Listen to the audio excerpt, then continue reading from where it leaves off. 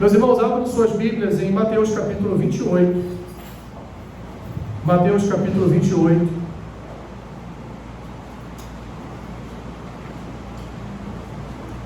Não há nenhuma outra palavra que nós devemos falar nesta manhã que não seja a respeito da ressurreição do nosso Senhor e Salvador Jesus Cristo. Mateus 28.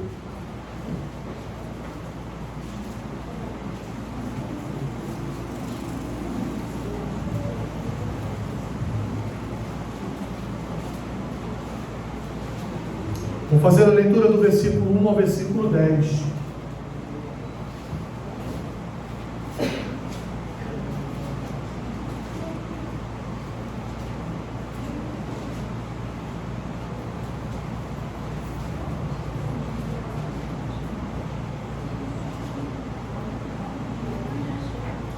Amém? Amém.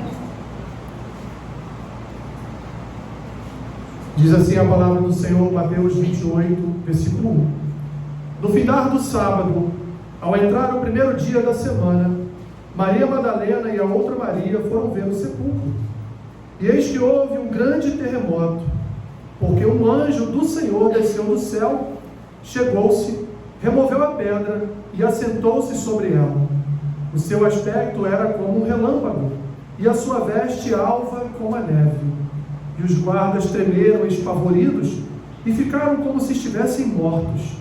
Mas o anjo, dirigindo-se às mulheres, disse: Não temais, porque sei que buscais Jesus, que foi crucificado.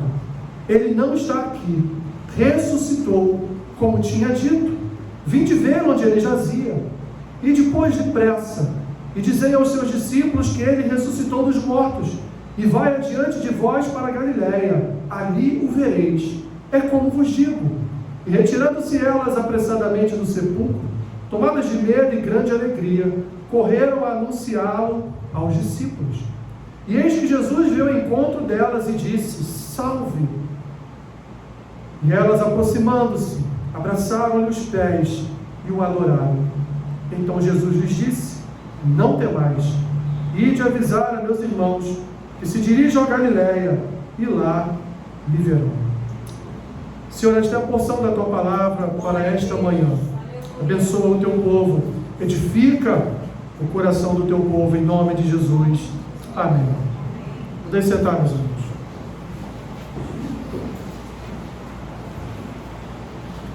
Muitas pessoas dizem assim: quando eu morrer, eu quero conhecer Paulo. Se bem que você pode conhecer Paulo lendo as epístolas dele, né? Mas eu entendo o que você quer dizer. Quando eu morrer eu quero conhecer Moisés. Não, quando eu morrer eu quero conhecer o pai da fé, Abraão. Não, quando eu morrer eu quero conhecer Davi. Que homem deveria ser Davi, né? Bem, se isso é possível, quando eu morrer é possível, né? Lógico. Mas se é possível no céu reconhecer tantos santos, eu quero ter uma conversa com Adão. Ô cara vacilão. Tudo isso aqui, meus irmãos, tudo isso aqui que acontece é por causa de Adão também. Porque Adão um dia ele abriu a porta para que o pecado e o maligno entrassem na terra e trouxessem consequências para todos os seus herdeiros, que somos nós. Você olhar para o livro de Gênesis, Deus fez tudo de forma perfeita. Tão perfeita que no final da sua criação ele disse o quê? Que isso tudo era bom. Mas a tragédia implementada por Adão, meus irmãos, jamais poderia passar em branco. Deus criou o homem para viver e participar da sua santidade. Mas Adão tornou-se iníquo. Adão tornou-se desobediente. Adão tornou-se rebelde. Adão tornou-se um pecador e afastou-se da presença de Deus. Mas, meus irmãos, Deus é tão bom. Deus, como diz João em sua primeira carta, no capítulo 4, Deus é amor. Como Deus é tão bom, Deus jamais quis se afastar da presença do homem. Durante a história de todo o Antigo Testamento, Deus sempre buscou estar na presença do homem. Deus sempre buscou comunhão com o homem. E para que isso acontecesse de uma forma santa, algo precisava ser feito, meus irmãos, para restabelecer essa comunhão entre Deus e o homem. Durante toda a história do Antigo Testamento, nós vamos ver que isso acontecia de uma forma incompleta na matança dos animais. Quando os animais eram expiados e eram mortos, o seu sangue era derramado, para quê? Para perdoar os nossos pecados. Todo ano existia um dia em Israel, que era o famoso dia da expiação, onde todas as famílias levavam um cordeiro, uma ovelha, um carneiro ou um bode, para aqueles que não tinham uma condição financeira melhor, levavam até o tabernáculo, e lá então os sacerdotes, juntos com o sumo sacerdote, sacrificava aqueles animais, imolava aqueles animais, e o sumo sacerdote aspergia aquele sangue lá no lugar santíssimo, no Santo dos Santos, para que fosse os pecados de todo Israel fossem perdoados. Só que, meus irmãos, quando nós olhamos para o Antigo Testamento, nós vemos que isso era algo incompleto. Faltava alguma coisa para que de fato nunca mais precisássemos de um dia da expiação para nos achegarmos ao tabernáculo e ali então levarmos um animal para ser sacrificado para perdão dos nossos pecados, ou então em datas específicas levarmos uma pombinha, levarmos um outro animal para ser sacrificado para expiar um pecado particular nosso, ou de um filho, ou de um marido, ou de uma esposa, enfim. Algo precisava ser feito, e não era o homem com os seus sacrifícios que conseguiria aplacar o pecado em nossos corações de forma definitiva. Seria somente um que poderia fazer isso. Nós sabemos quem pôde fazer isso, quem fez isso e quem transformou a nossa vida. O mesmo que criou o homem foi o mesmo que restabeleceu a comunhão do homem consigo mesmo, com o Pai e com o Espírito Santo. Deus, meus irmãos, prometeu que enviaria o seu Filho, parte de si mesmo, a segunda pessoa da relação trinitária, embora não haja uma hierarquia entre eles, mas ele veio para restaurar todas as coisas, como Paulo o chama, o segundo Adão, traria justiça e graça para muitos, nos reconciliando com Deus e restaurando a sua obra de criação. Então hoje, neste domingo de aleluia, neste domingo da ressurreição, o que nós vemos, meus irmãos, é o cumprimento dessa promessa na vida, na morte e na ressurreição de Jesus. E glórias a Deus por isso. A sua agonia na cruz, a sua milagrosa ressurreição, meus irmãos, são elementos necessários para a salvação do seu povo. Jesus cumpriu exatamente o propósito para o qual ele foi enviado e veio, como registra Mateus, lá no primeiro capítulo do seu Evangelho. Ele veio para salvar o seu povo dos seus pecados. Mateus descreve, meus irmãos, no texto anterior a esse, ainda no capítulo 27, a tristeza da morte de Jesus. Mas também já no capítulo 28, ele descreve a exultação e a alegria na sua ressurreição. E tudo isso, a sua vida, a sua humilhação, o seu sofrimento, a sua morte, a sua ressurreição, os 40 dias que ele passou com os seus discípulos, a sua ascensão, o derramar do Espírito Santo 50 dias depois da sua ressurreição, tudo isso, meus irmãos, por causa, sabe de quem? Você. Aleluia. Tudo isso por nossa causa, não por causa dele, porque Deus poderia muito bem, quando Adão pecou, Deus poderia entregar à humanidade a sua própria sorte, mas não. Deus queria um povo com quem ele pudesse se relacionar. E aqui eu me lembro das palavras de Jesus dizendo: eu não tenho nenhum ombro onde eu possa recostar a minha cabeça. É como se Deus estivesse falando para o homem: eu quero um ombro onde recostar a minha cabeça. Assim então, meus irmãos, passar de tantos e tantos anos desde Adão até os nossos dias atuais, a obra de vida, morte e ressurreição de Jesus cumpriu o propósito e as profecias estabelecidas no Antigo Testamento e salvou um povo, escolheu um povo esse que Pedro designa de povo de propriedade exclusiva de Deus, uma nação santa, um povo que Deus escolheu, substituiu-os da sua morte e os sustenta até o fim de todas as coisas, e há de nos sustentar até o fim de todas as coisas. Reparem, meus irmãos, que tudo começa com um alimento e vai terminar também com um alimento. O que Adão fez para desobedecer ao Senhor? Ele comeu o fruto de uma árvore proibida. Agora, quando nós avançamos milhares e milhares de anos, nós encontramos Jesus assentado à mesa com os seus discípulos, realizando a sua última ceia, ou a sua última reunião, exatamente em comemoração à Páscoa judaica, aquela Páscoa que está registrada lá em Êxodo, onde o anjo da morte passou, levou os primogênitos, e Faraó então libertou o povo para não mais só adorar a Deus, sacrificar ao Senhor no deserto, mas agora para definitivamente saírem do Egito e irem para a sua terra prometida. Estamos vendo agora, meus irmãos, milhares e milhares de anos depois, e vamos aqui dar uma passada por todos os episódios que aconteceram antes da ressurreição de Cristo.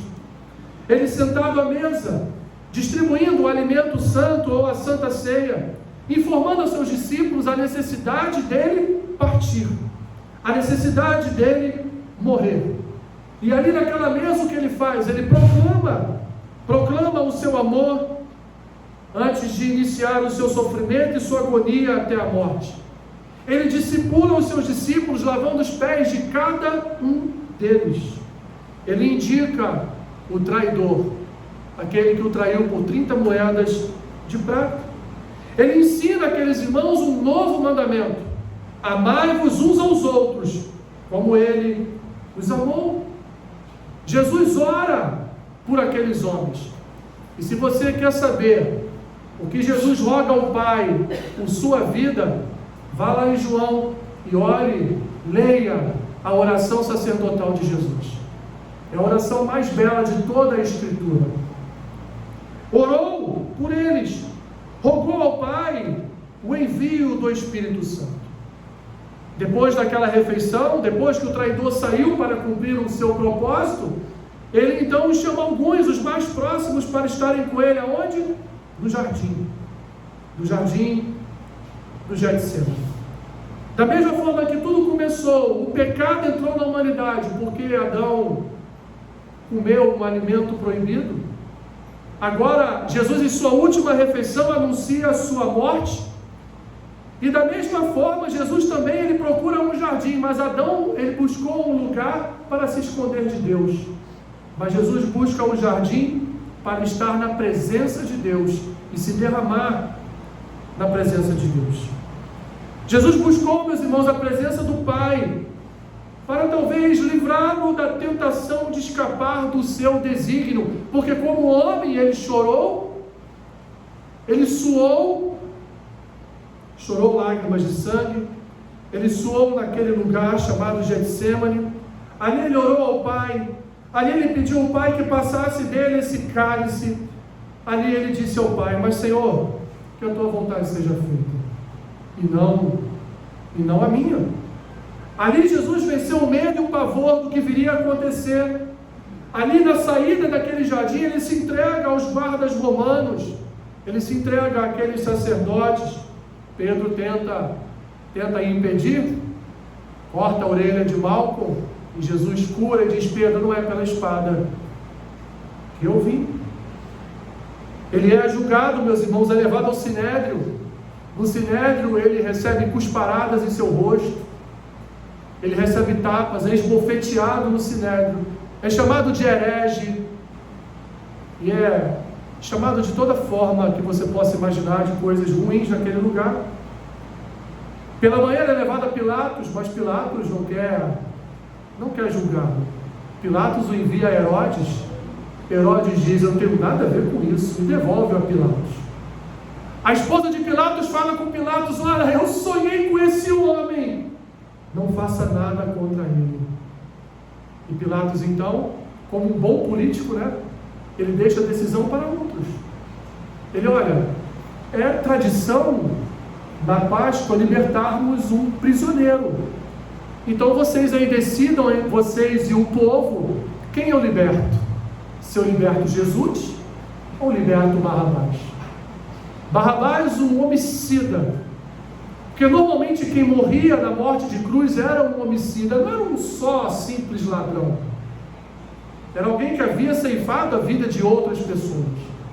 E o povo então grita: Barrabás. Livram Barrabás, meus irmãos, da morte e colocam Jesus no seu lugar. Ele é julgado, ele é morto, mas a sua morte, meus irmãos, não seria a derrota da criação, como foi o pecado de Adão, mas sim a vitória do povo de Deus sobre o jugo do pecado. O seu julgamento, meus irmãos, ele foi cruel, perverso, porque a justiça dos homens se provou ser uma justiça adâmica, e o é até os dias de hoje, O pecado dos homens consumiu o nosso Senhor, injustamente preso, julgado à morte.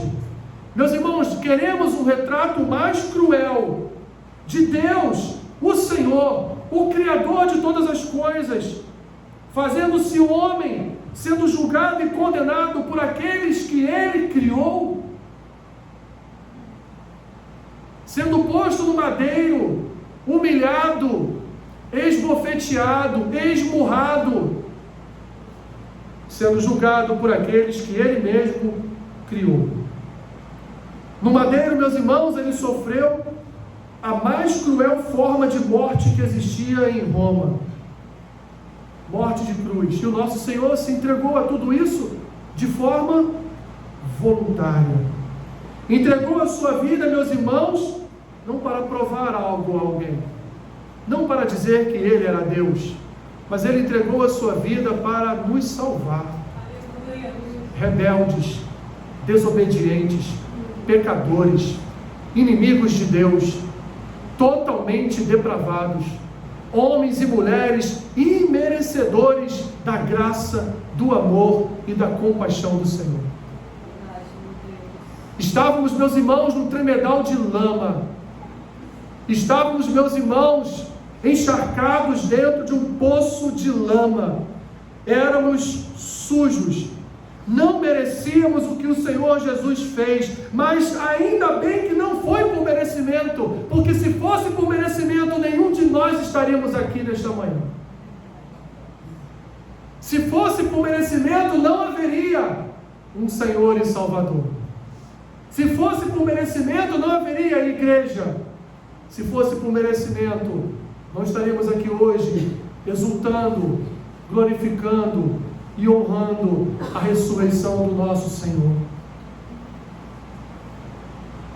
O inocente, meus irmãos, pagando pelos pecados de Adão, até o último homem a nascer na humanidade, consumido não só pela dor corporal, de tanto que ele apanhou, mas também consumido pelas nossas transgressões, consumido pelas nossas iniquidades, consumido pelas nossas más obras. O cálice da ira de Deus sendo derramado sobre a sua vida naquele madeiro, por nossa causa, meu irmão e minha irmã, porque nós não seríamos capazes de suportar o derramar do cálice da ira de Deus. Percebam, Deus derramou só um pouco do cálice da sua ira sobre Israel quando eles foram conquistados pela Síria e depois, aproximadamente 100 anos depois, pelos babilônios. Aquilo foi um pouco do derramar da ira de Deus sobre o seu povo. E pouco por quê? Porque Deus não os exterminou. 70 anos depois, o remanescente saiu daquela terra, reconstruiu as muralhas, o templo, e foi reconstruída toda uma nação do Senhor. Ali naquele madeiro, então, meus irmãos, ele morreu.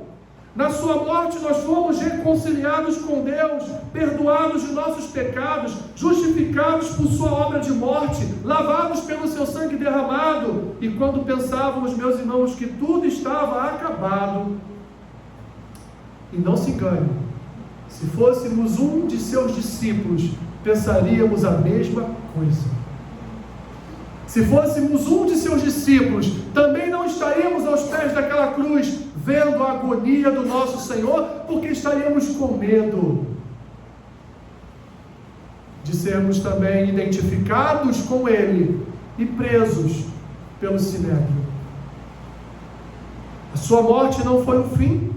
Aliás, podemos dizer que a sua morte foi sim o fim de uma vida no pecado, o fim de uma vida na iniquidade, o fim de uma vida entregue ao reino das trevas, como Paulo vai dizer em Colossenses, porque Ele nos salvou do reino das trevas e nos conduziu ao reino do seu amor, onde nós fomos redimidos e remidos cada um dos nossos pecados. A sua morte foi sim, não o fim para Ele, o fim daquele Alessandro que existia, daquela Terezinha que existia, daquela Fátima que existia, daquela Raquel que existia, daquela Solange que existia, daquela Marília que existia. Foi o fim daquela vida que vivíamos, porque quando o seu sangue foi derramado, ele não foi aspergido sobre o madeiro, espiritualmente ele foi aspergido sobre as nossas vidas, nos lavou, nos purificou e nos libertou de todo o mal que dominava o nosso coração e nos conduzia à morte todos os dias. E aí então, meus irmãos, vem ao terceiro dia o seu ressuscitar.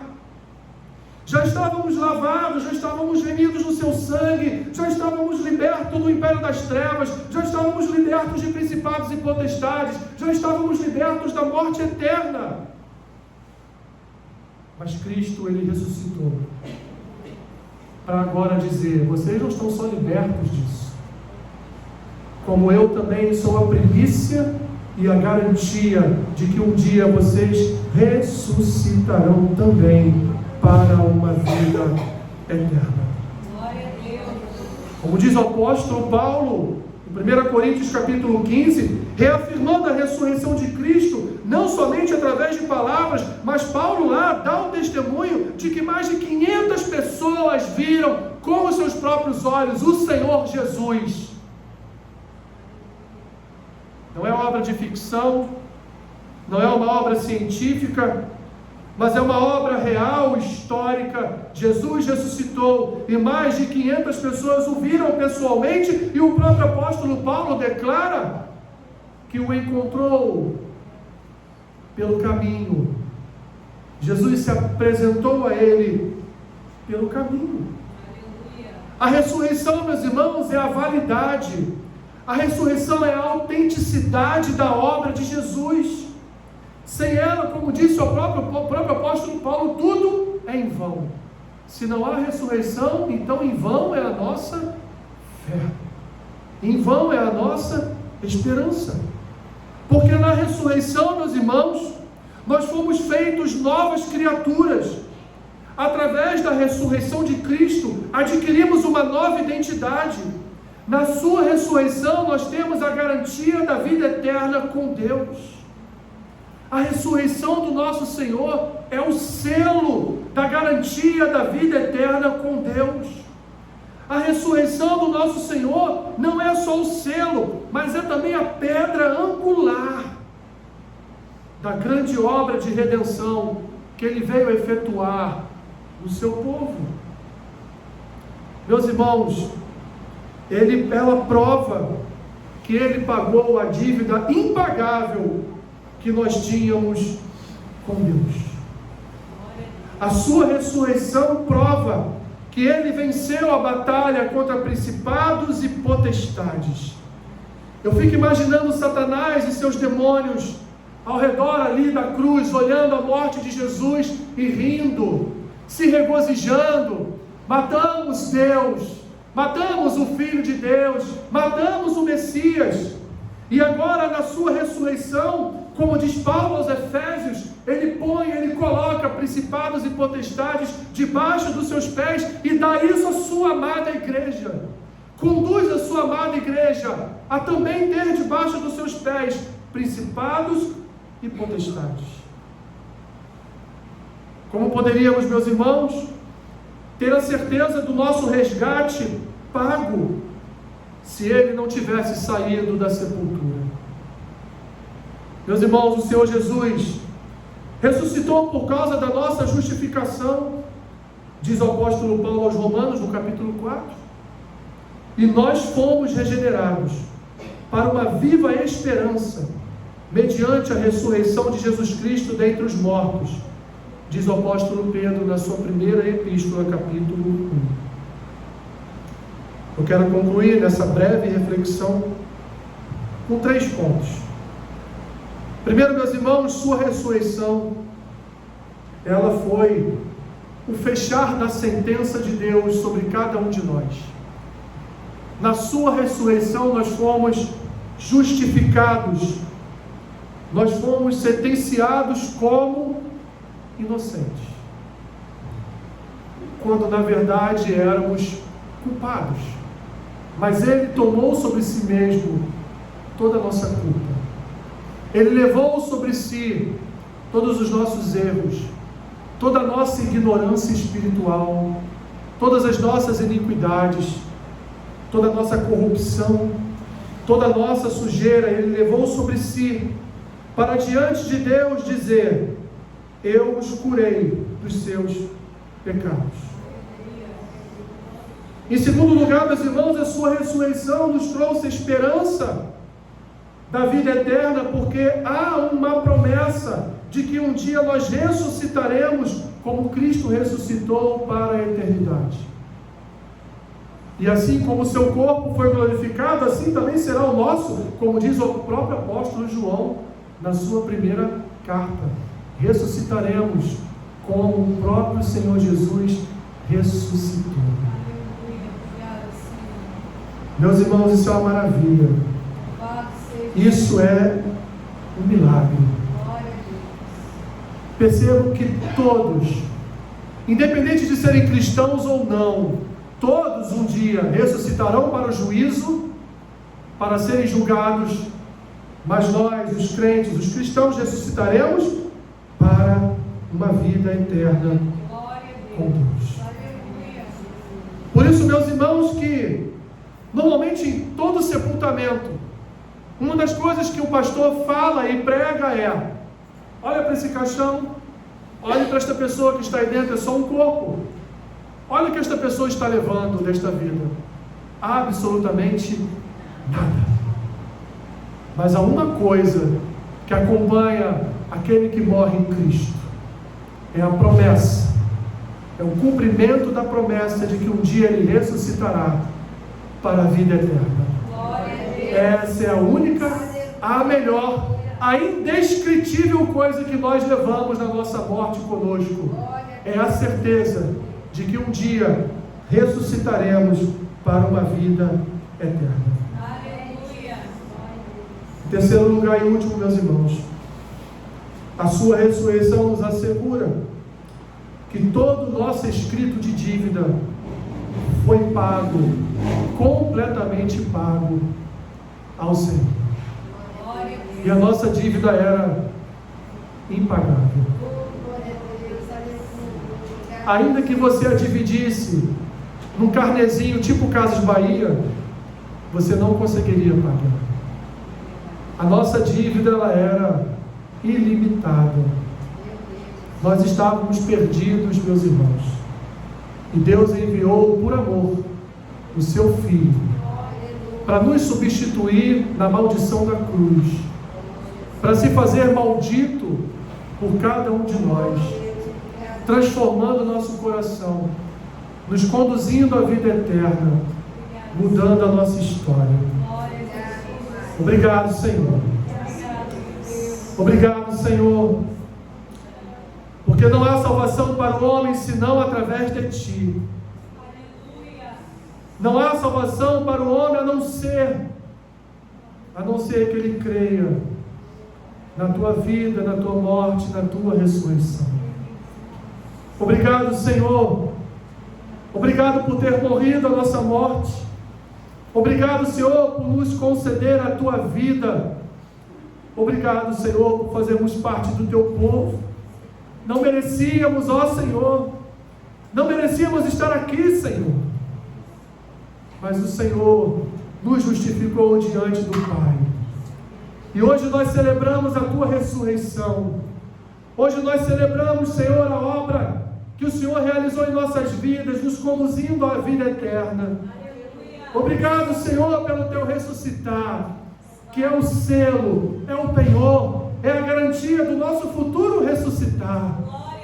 Obrigado, Senhor, por Tua obra, porque o Teu Espírito, por Tua obra, transformou os nossos corações, transformou as nossas mentes, mudou toda a nossa vida e continuará mudando, transformando, regenerando e convertendo ainda a vida de milhares e milhares de pessoas na face da terra. Que hoje seja um dia, Senhor, de reconhecimento de que o Senhor de fato ressuscitou, e nós confirmamos isso. Teu Evangelho, Pai, nos conta que o Senhor ressuscitou para a glória do Teu próprio nome e para a salvação eterna do Teu povo. Obrigado, Senhor. E é por isso, Pai, que nós nos lembramos da Tua morte, da Tua ressurreição através da ceia. Eu abençoo, Pai, o pão, eu abençoo, Senhor, o cálice, que serão ministrados agora sobre o Teu povo, em nome de Jesus. Amém. Amém. Graças a Deus.